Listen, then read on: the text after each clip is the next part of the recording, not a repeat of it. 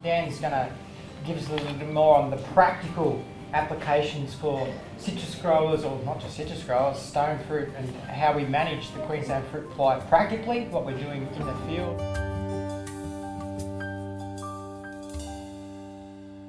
In Queensland, this is just day-to-day normal practice. We live with this thing, have always lived with it, and it's a very manageable pest. I've put a list of what I call the available tools or things out there. This is not entirely comprehensive, but it's a pretty good list. So we've got protein bait sprays, and I've put that at the top of the list for a good reason. Monitoring, male annihilation, which we touched on earlier, and I'll explain a little bit more. Sanitation, and then we've got things like female traps, crop management, physical controls, cover sprays, biological control, SIT, and post-harvest. Now, of this fairly comprehensive list of tools we've got available, I would suggest that we have the elements of a systems approach in these tools here, and these are the things that we use in Queensland on a weekly basis to manage this pest very, very effectively. In fact, our growers in our area, when they do things properly, they simply don't get fruit fly damage. And that's just it. And we consider it a complete failure if we get any fruit fly damage at all in our area. So I guess in amongst that was cover sprays, and I do feel it's important to sort of mention cover sprays because that was the mainstay of fruit fly management for a long period of time. And we're talking about a period of 40 or 50 years when many industries were totally reliant on cover sprays for fruit fly control. And I'm talking about products like dimethoate, which has been around forever, of course, and it's now out of the equation pretty much. Trichlorphon and Leopard-Dex, which trichlorphon and what was the other one? Dimethoate, doesn't matter. Fenthion, trichlorphon and dimethoate were the three. These products are all very highly disruptive, and they are being phased out, and for good reason. You've got to think that these products are organophosphates that are applied to the fruit at or very close to the point of harvest, and sometimes even post-harvest, quite often they were applied, and they work by penetrating into the rind and killing eggs and larvae, and this is food that's being eaten by us and by our kids only a few days later. So I think one of the things I want to put on the head today is that it's very tempting for growers to think, well, we've got this insect problem, we're going to solve it by putting on another spray. We're going to go and spray our orchards with it. And I would suggest that is not the answer particularly, and I would say that's definitely not the answer in citrus. I'm not saying that there will never be a need to put a cover spray in a crop like, say, apricots, but in a crop like citrus, you should be able to get excellent management of fruit fly without ever needing to recourse to a cover spray, and I really mean that.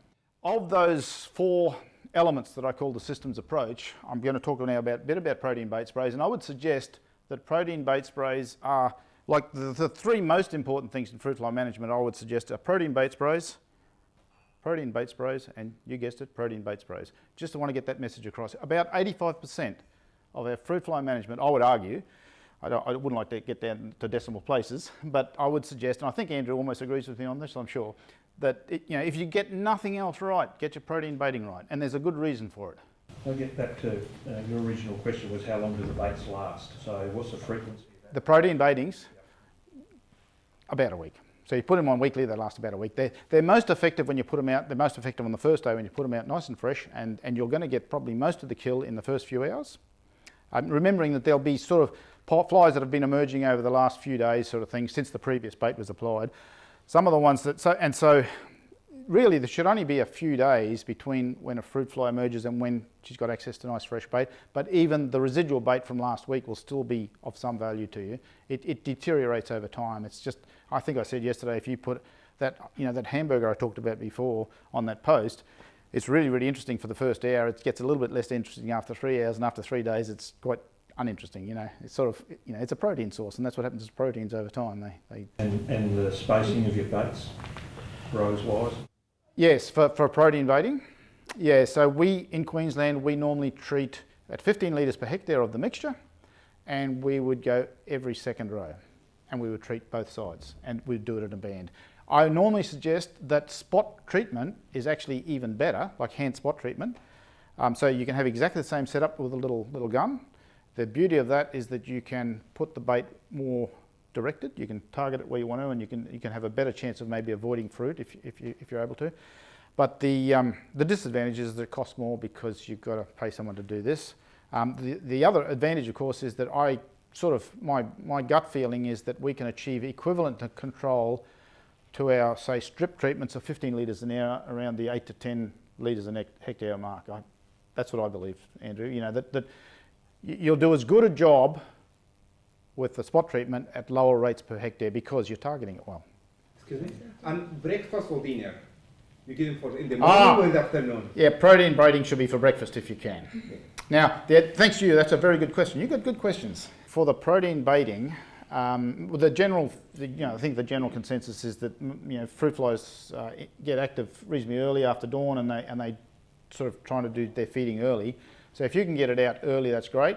But I should also say, don't ever not put on your protein bait because you think the time of day is not quite right or something like that. Just get the bloody thing out there. It'll always do a job. It's just that if you want to get the absolutely best job, you put it on before dawn. But that's always not always very convenient. Just get the thing out there and just do the job and do it properly. I have a question for you regarding the active you use on those bait spray. Yep. Look, hang on. This is my plant. It's a very good question, sir. There's three things I'd like to say about it. One is there's a few actives out there, like there's the old tried and true Maldazine, which is generally used as high mal. There's the wettable granule Laws ban, which isn't used very much, but I heard somebody the other day telling me they used it down here a little bit. But it also works. Those products are tired old chemistries, but they're still pretty effective toxicants. You've got to remember this is an ingested toxicant. So they're feeding on the protein, they get a little bit of toxicant and it kills them. So it's quite different to the sort of concept of a cover spray when you're trying to you get the uptake into the organism and that. And then we've done I did quite a bit of work a few years ago in Queensland, and we found that ivermectin was an excellent alternative. And also we were able to get away with it at considerably lower rates per 100 litres, which means a lower rate per hectare, and that's a really good thing. And on the basis of that, we got a permit at the time to use it, and that permit's been extended, I think, and it even become a registration in certain key crops. Now, I should mention that that Naturalure has spinosad as the toxicant, which is great because that one is organically approved.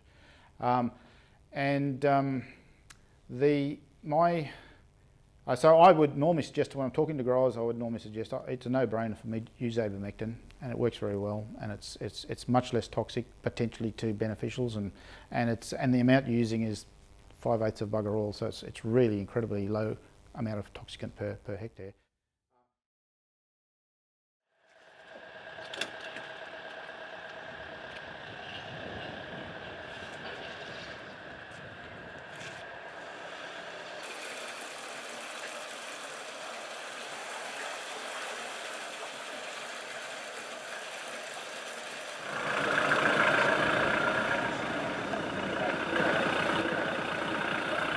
Nothing wrong with a machine like that. My first suggestion is that you can have a nozzle on either side, and that allows you to go up 2 or even 3 rows. It's fine to have one nozzle. I guess you just got to cover a bit more country to get it out there. But you could do the same with a little 4-wheel motorbike that's going to use a fraction of the amount of fuel and probably put less impact on the ground, and a little 80-litre tank or whatever, or even one of those little trailers behind it. There's nothing wrong with spot treatments. The advantage of spot treatments is that you can do the same job with less material per hectare, but the disadvantage is it takes longer. And I guess we're all into labour saving these days, and so most people use this sort of approach where you just go up there and put a band up along the skirt of the tree. But if you do have the opportunity to use a hand spot gun, you can be more targeted, you can avoid the fruit more readily, you can put it in a different spot every time, and also you can get a good job done with probably half the actual mixture per hectare. That's a 200-litre tank. We're baiting at 15 litres per hectare, so the answer is about 15 hectares you'll do with a tank like that, right? 20 kilometres an hour. Yeah, easily.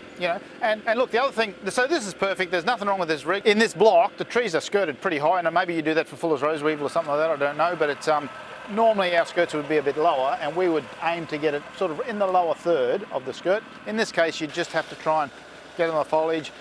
This would be a classic case where if you're spot treating, you just get splutch and you just hit those areas where there are no fruit, and it's quick and simple. You only need one nozzle on either side, and look, the other thing is that these should be a very coarse nozzle. I think to recall we used to use the D4 without the spinner or whatever. It's like a water pistol, just like a water pistol, and you're going quick, and you're just getting a little splash on each tree, or in this case, it's a band, you know, like a band of tree. The thing about the thickener, it's another one of these things that just improves the performance. So if you're going to go to all the trouble of, you know, doing a fruit fly management program, you want to optimize each of these strategies, and adding thickener just improves the longevity and the rain fastness. But also the thickener itself can be a bit of a pain to work with. So my recommendation is to thicken the water the day before. So if you're putting out a 200 litres, just say this 200 litre tank does your orchard, or you know, whatever. Just say maybe you got 500 litres you mix up. Mix it up the day before with the thickener, and then on the day that you're going to apply your bait, simply add the thickened water to the protein plus the toxicant and off you go. Don't spray the ground. The reason for that is that fruit fly are an arboreal animal. They like to be in trees and vines. So they work from sort of this height to sort of up there, and so if you put this on the ground, it'll probably be largely ineffective. We've done research to demonstrate that. Is there an ideal temperature range you should be getting out spraying that bait? The general feeling is that just before dusk or about dusk or early morning is good, because that's when sort of fruit fly are actively looking for food. But the truth is, in my experience anyway, that in a commercial environment you don't always have the luxury of picking and choosing the exact time you're going to do these things. Generally avoid extremely hot and dry conditions. Try and aim towards dusk or dawn. Understanding that if you put it on at dusk, then it's going to be there in the morning anyway, ready to pick up fruit flies. But also, just get the bloody thing out there. And if you've got to do it at 11 o'clock in the middle of the day, just do it. It's better to do that than not to do it, because you're stuffing around trying to get the timing right. You know, it still works. It's just, you know, just if you ideally you want to try and optimise everything you do here. And these are pretty simple and reasonably cost-effective processes, but you want to try and optimise them to get the best out of your fruit fly management. But also, you'll very, very quickly work out almost down to the last litre how much you need to do your area. And once you've done that, you don't need to have any waste. You go through, you do it at the correct time, the right rate, and you don't have waste. And if you've got a little bit left over, run around the perimeter.